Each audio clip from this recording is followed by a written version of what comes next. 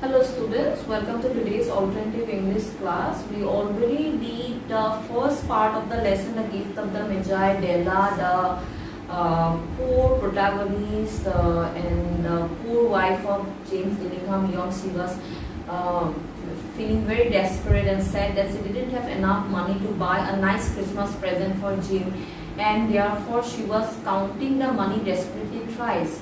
And she also made a reflection on her life that the sad occasions in her life outnumber the happy occasions, and through these the author is also projecting the hard lives led by the lower middle class income group in New York City. And then we also come to know the description of the flat in which Jim and Della lived, although it is not bigger description, but still it requires the deplorable and the shabby condition of the flat suggests that it requires the assistance of mendicancy squad or squads helping poor people. And after that, this author has given a description of the poor flat in order to show that Jim and Della, they are very poor in terms of material standards. They are poor materially, but in terms of the wise qualities of love, self-sacrifice and generosity, they are rich. So all these things are already discussed in the last class. Now we will go to the next part of the chapter.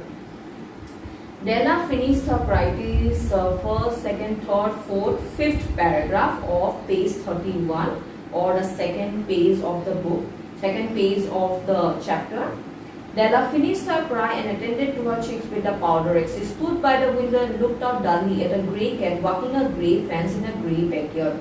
Tomorrow would be Christmas Day and she had only $1.87 with which to buy Jim a present. She had been saving every penny she could for months with this result. $20 a week doesn't go far.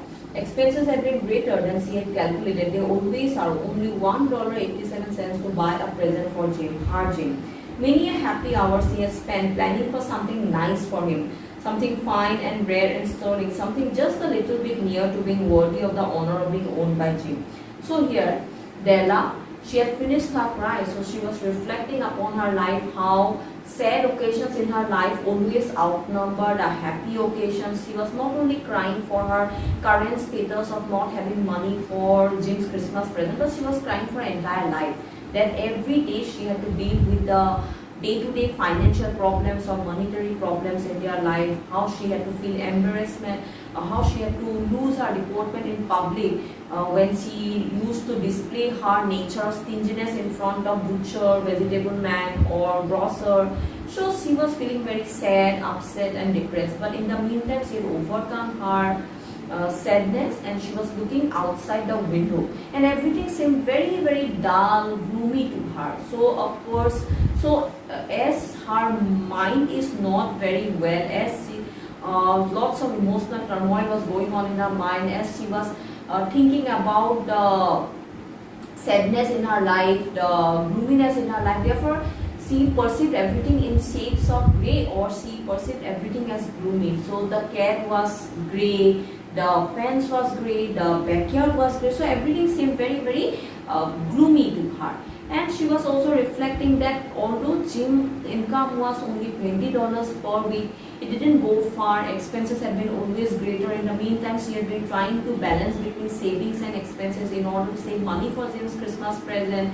And all the while, she had been planning to give something nice, something valuable, something precious to her own Jim, to her very own Jim. But everything has now become hopeless. Everything is her mind is completely without hope now, because the next day was Christmas and she didn't have money to buy a nice Christmas present for Jim. There was a pier glass between the windows of the room. Perhaps you have seen a pier glass in an $8 flat. A very keen and very agile person may, by observing his reflection in a rapid sequence of longitudinal stripes, obtain a fairly accurate conception of his look. Della, being slender, had mastered the art. So there was a narrow piece of glass. A pier glass is a narrow piece of glass which is placed between two windows in a room. Now already it has been told that Jim and Della are poor and they didn't have money to buy proper things in the house. So the furniture that they have in the house was very shabby, was very cheap, was improper, inadequate. So the mirror that they have, even that was very inadequate. Only a very thin and slender person can look at his reflection properly in that pier glass. And Della, she had become very thin now. Jim and Della, both of them, they are very thin. So it is actually reflecting upon the fact that how due to monetary problems, how due to economic insufficiency, people suffer from hunger problem, people suffer from stress problems, and due to stress and hunger, people often become thin and slender. So the same condition applies to Jim and Della. So again, indication towards their poverty. So Della, she is very thin and she could master the art of looking at the pier glass. And on that particular day, when she looked at the pier glass, some idea occurred to her mind. Suddenly she wheeled from the window and stood before the glass. Her eyes were shining brilliantly, but her face had lost its color within 20 seconds. Rapidly she pulled down her hair and let it fall to its full length. So Della got some idea by looking at the pier glass, because her eyes were shining brilliantly.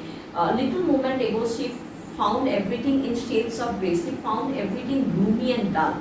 But now suddenly her eyes were shining brilliantly. And that means she got some hope, she got some way of getting money for Jim's Christmas present. And when she pulled down her hair, we realized that she had a very long hair. Della had very long hair because it fell to its full length. Now there were two possessions of the James Dillingham Youngs in which they both took a mighty pride. One was Jim's gold watch that had been his father's and his grandfather's. The other was Della's hair. Had the Queen of Sheba lived in the flat across the airship, Della would have let her hair hang out the window someday to dry, just to depreciate. Depreciate means devalue or to lose value. Her Majesty's jewels and gift. Majesty means Queen of Sheba. Had King Solomon been the janitor with all his treasures piled up in the basement, Jim would have pulled out his watch every time he passed just to see him pluck at his beard from envy. Now, there were two prized possessions that Jim and Della had. These were the only prized possessions that they had in the house. Della had beautiful long hair. The description of her hair is given in detailed way in the next paragraph. Now Della's long hair was such beautiful, was so long, was so beautiful that it could make any woman jealous. So even a symbolically rich character called Queen of Sheba. So Queen of Sheba is a biblical character who is known for her riches and wealth. She is said to have brought jewels and gifts for King Solomon in order to taste his wisdom. So King Solomon is the wisest king on this earth. And Queen of Sheba, she brought with her jewels and gifts in order to test his wisdom. Now, even Queen of Sheba would feel jealous if she had lived in the same apartment where Jim and Della lived. And if Della would have let her hair out to dry off someday, then Queen of Sheba would feel very jealous and envious. And all her jewels and gifts would lose their value and significance in front of Della's beautiful hair. Now, this exaggeration or hyperbole is given by the author O. Henry just to show that Jim and Della, they cannot compare rich people, or they cannot compare, obviously comparing them with Queen of Sheba, King Solomon is out of question.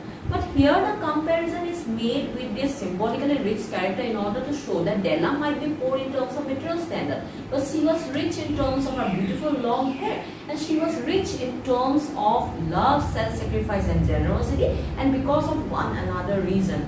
So Della is rich in terms of the noble qualities of love, self-sacrifice and generosity, which are very rare in this world of materialism and greed, and therefore she can even make Queen of Sheba jealous. And her husband James Dillingham Young, he is said to possess the prized possession of a gold watch, a pocket watch. He possesses a pocket watch which he carries in his pocket, and this pocket watch is made of gold. The speciality of his watch is that it is a family heirloom watch, or it is a ancestral property. Earlier it used to belong to James' grandfather, then it had been transferred to James' father, and now it belonged to James Dillingham Young. So this watch is very special to him. But this watch could even make the wisest man on this earth jealous. So King Solomon, who is the wisest man on this earth, even he would feel jealous if he had been the janitor or the caretaker of that place, and if he had piled up his treasures in his basement. Still those treasures would lose their value and significance in front of Jim's pocket watch. So even King Solomon, the wisest person, would pluck his beard in envy. So here our author again wants to show that Jim is poor in comparison to the biblically rich character called King Solomon, but he is rich in terms of the wise qualities of self-sacrifice, love, generosity, which are very rare in this world.